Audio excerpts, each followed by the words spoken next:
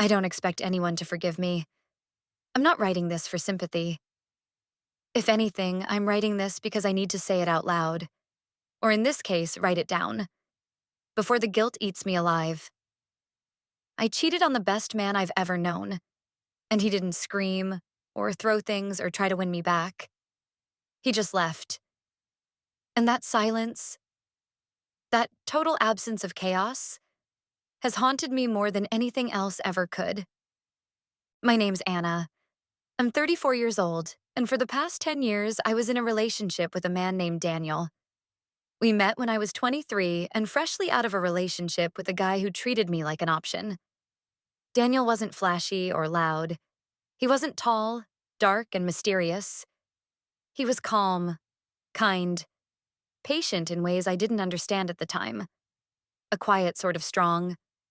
The kind of man who notices when you're having a bad day just by the way you stir your coffee. He used to bring me sunflowers every month, not because I asked him to. I never did. But because I once said in passing that they reminded me of summers with my grandmother. He remembered that, and he kept remembering. We moved in together after a year, and life slowly settled into something soft and warm. He worked in nonprofit logistics. I worked in interior design. We weren't rich, but we were stable. Every Sunday, we'd cook breakfast together. Every Friday, he'd pick a movie and we'd watch it curled up on the couch with too much popcorn and not enough blanket. And every night, without fail, he'd kiss me on the forehead before we went to sleep. I think I got used to that kind of love. Took it for granted, like water from a faucet. Always there, always flowing. Until one day you turn the handle and nothing comes out. I cheated on Daniel with someone from work. His name doesn't matter. He was charming in a reckless kind of way. The kind of man who makes you feel young and seen and exciting when your life has started to feel routine. It wasn't love. It wasn't even passion. It was boredom and restlessness and ego. And I convinced myself, for far too long, that I wasn't doing anything wrong. It started emotionally.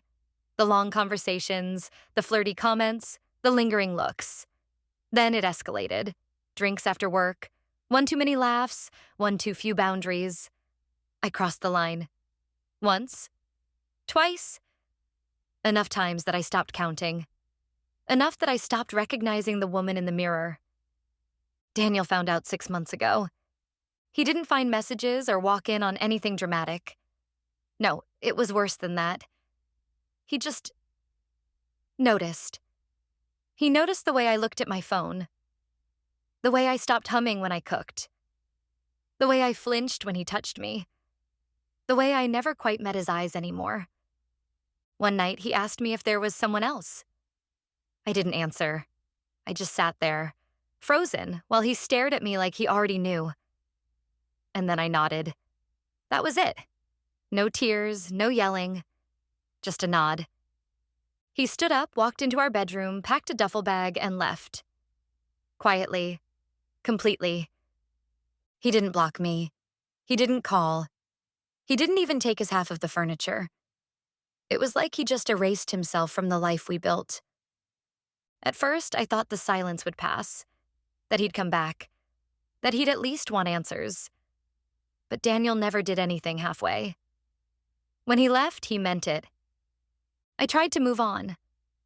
I tried to fill the space with noise, with work, with friends, with shallow hookups that only made me feel more hollow. But nothing helped. Nothing filled the Daniel-shaped hole in my life. Not because he completed me. I don't believe in that. But because he saw me. And I shattered that trust like it meant nothing. A few weeks after he left, I went to his sister's house. She and I had been close, and I thought maybe I could explain. She opened the door, looked at me, and said, "He's not here." And honestly, Anna, I don't think he wants you to be. I asked her if she hated me. She shook her head. I think you hate you enough for both of us. She was right. I started therapy not long after that. I needed to figure out why I'd done what I did. Why I'd destroyed something so good for something so empty. My therapist told me I was emotionally avoidant. that I had a tendency to sabotage closeness when it felt too safe. That part of me didn't believe I deserved to be loved like that, purely, unconditionally. Maybe she's right. Maybe that's why Daniel's love scared me, because it required me to be honest and vulnerable and accountable. And instead, I chose the path of least resistance, the temporary thrill, the illusion of control. But here's the thing no one tells you about cheating. The guilt doesn't fade. Not when you lose someone who is genuinely good. It festers. It claws at you in the quiet moments. And the worst part is knowing that if I could go back, if I could undo it all, I would. In a heartbeat. But time doesn't work like that. Regret doesn't reverse clocks. I tried writing Daniel a letter.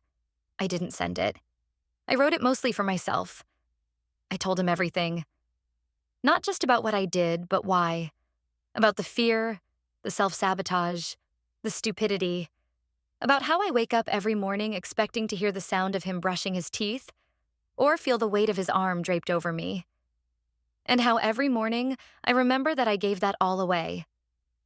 A month ago, I heard through a mutual friend that Daniel had started dating someone new, a woman he met at a local community group. She's a teacher, volunteers on weekends, loves dogs and gardening, and doesn't own a single piece of makeup. And I'll be honest, my first feeling wasn't sadness. It was relief. Because Daniel deserves someone like that. Someone who won't betray him. Someone who will value the quiet strength he carries in every interaction. Someone who won't throw his love away for cheap validation.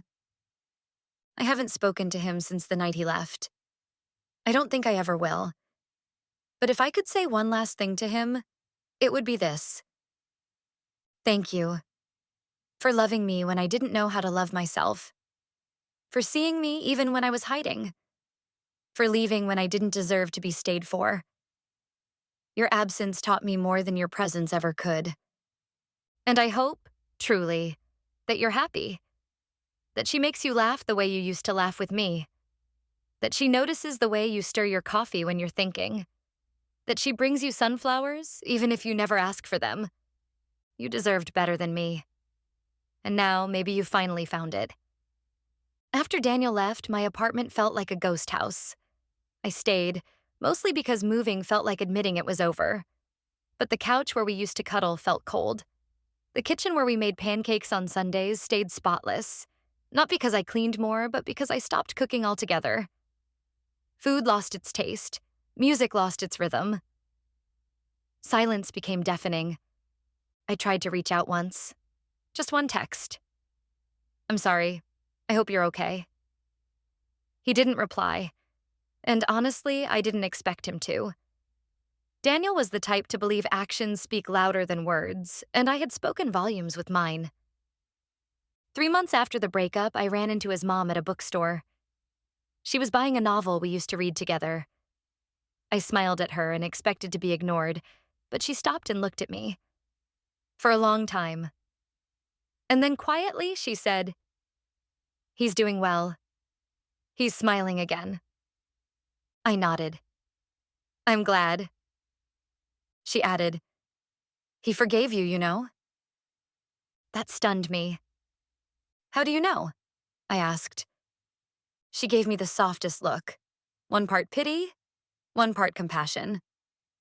Because he told me. Said he couldn't move forward with hate in his heart. Said he wanted to live free. I didn't cry in front of her. I waited until I got home.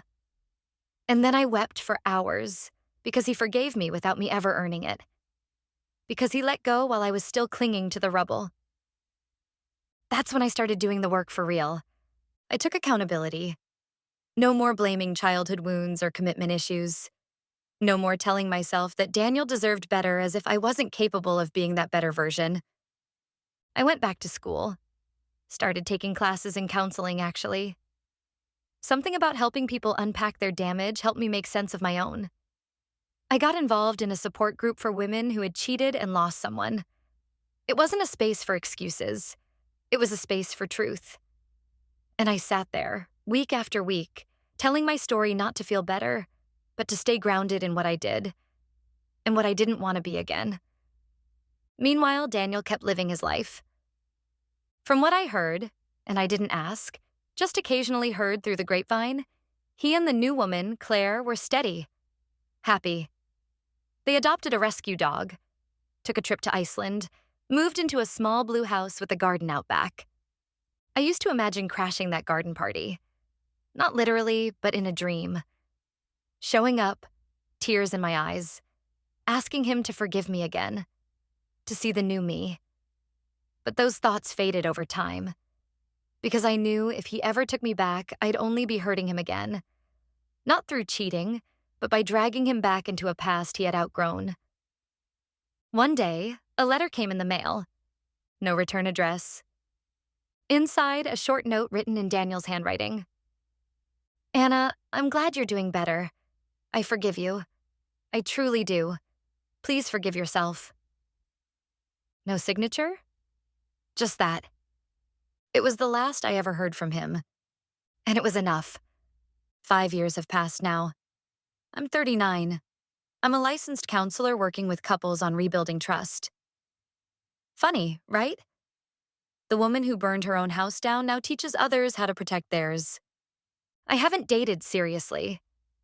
Not because I'm punishing myself, but because I'm rebuilding, brick by brick, learning what it means to love responsibly, to value honesty, to live in a way that makes forgiveness unnecessary. Sometimes I think about Daniel and Claire, maybe married by now, maybe with a child. And instead of sadness, I feel something close to peace. Like watching a movie that ends the way it should, even if you weren't the main character anymore. This isn't a redemption story for me. Not really. I don't think I get one. But it is a redemption story for him. Because Daniel walked away when he needed to. Because he didn't lose himself in the wreckage I created. He became more, stronger, wiser. And that, more than anything, gives me hope. Hope that people do recover, that wounds heal, that even the deepest betrayals don't have to define us forever. And if there's one thing I've learned from all this, it's this. Cheating doesn't just break hearts. It breaks the parts of you that believed you were good. It fractures your own reflection. And the only way to rebuild is to face the wreckage without flinching. To sit in the ashes and ask yourself, not why did I do this, but who do I want to become now that I've done it? I'm not proud of who I was, but I am proud of the work I've done since. And to Daniel, wherever you are, thank you. Not just for loving me, but for walking away when I needed you to. You saved us both. You just didn't know it at the time. Maybe this is what real love looks like after all. Not romance, not reunion, but the quiet grace of letting go. And I finally understand that.